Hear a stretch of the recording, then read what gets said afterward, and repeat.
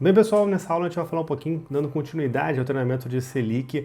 A gente vai entender um pouquinho da história da Selic, o que ela é, como é que ela é utilizada. Você viu um pouquinho ali da parte conceitual e eu vou tentar aprofundar um pouco mais, justamente porque isso é um treinamento. Então, por ser um treinamento, eu tenho que passar mais conteúdo para você entender um pouquinho mais sobre essas taxas de juros, da mesma forma que eu vou fazer com outros tipos de taxas que a gente vai estar comentando aqui no canal, como câmbio, enfim, outras coisas.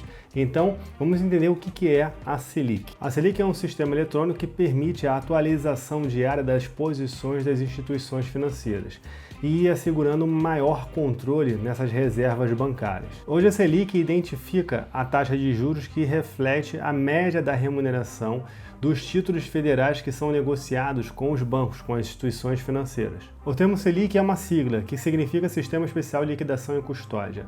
Ela foi criada em 1979 pelo Banco Central e pela Andima, a Associação Nacional das Instituições de Mercado Aberto, com o objetivo de tornar mais transparente e segura a negociação dos títulos públicos. Na verdade, como disse anteriormente, ele é um sistema criado pelo Banco Central que registra todas as operações relacionadas aos títulos federais, títulos públicos federais escriturais do Tesouro Nacional. Boa parte desses ativos é comprada pelos grandes bancos e, por lei, eles são obrigados a estar direcionando uma porcentagem do seu depósito em uma conta dentro do Banco Central.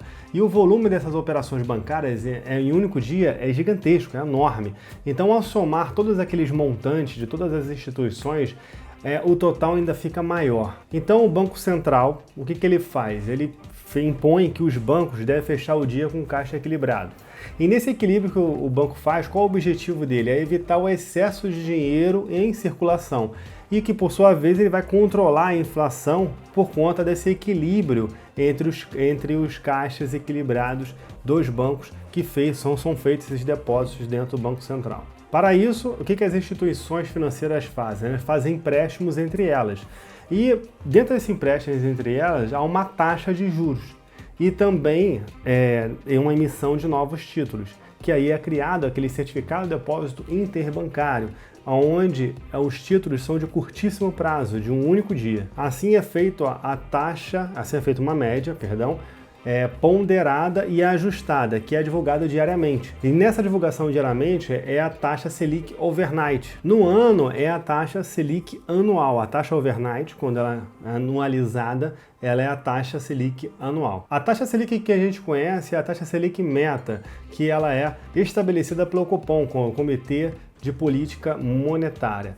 E aí, o Comitê de Política Monetária, o Copom, ele se reúne a cada 45 dias para decidir o rumo dessa taxa de Selic, dessa taxa de juros, e aí para o próximo período. E aí essa taxa que a gente conhece, que é a taxa Selic Meta, é o parâmetro utilizado pelos bancos para determinar a taxa de juros de empréstimos diários, aquele CDI, Certificado de Depósito Interbancário que a gente mencionou, e além de fazer os outros tipos de investimentos de uma maneira geral, onde servir como base dos outros investimentos de uma maneira geral. A Selic é utilizada como taxa básica justamente porque ela é utilizada em operações entre os bancos e por isso ela influencia todos os juros da nossa economia. Algo interessante que eu quero contar para vocês é que no dia 4 de março de 99, o Banco Central ele extinguiu o sistema de banda de juros. O governo passou a utilizar somente uma taxa, que foi a taxa referencial Selic. A Selic é uma espécie de teto utilizado pelos bancos para os depósitos de juros a prazo. A partir dela, os bancos utilizam para controlar as suas taxas próprias para os empréstimos de curto prazo, seja para a pessoa jurídica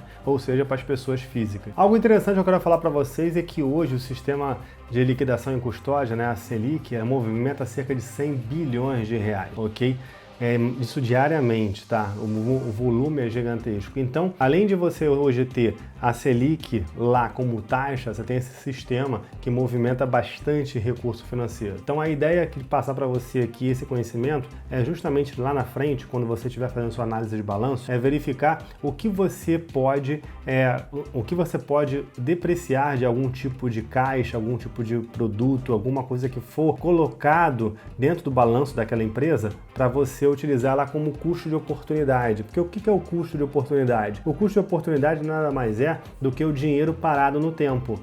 quando você investe em estoque ou quando você investe em um maquinário, além de você ter o prejuízo da depreciação daquele maquinário, você ainda tem um prejuízo do dinheiro no tempo, que é aquele dinheiro que poderia estar investido rendendo pelo menos a taxa básica de juros do país, que no nosso caso é a Selic. Tá bom? Aguardo você na próxima aula para te dar continuidade ao nosso material, ao nosso treinamento aqui na parte de fundamentos. É super importante eu estar passando esses dados para você, para que ao longo do tempo você tenha mais conhecimento e saiba como é que você vai fazer uma análise de uma empresa com maior solidez, tá bom? Grande abraço, ótimas operações, até a próxima videoaula aqui no canal. Até mais, tchau, tchau.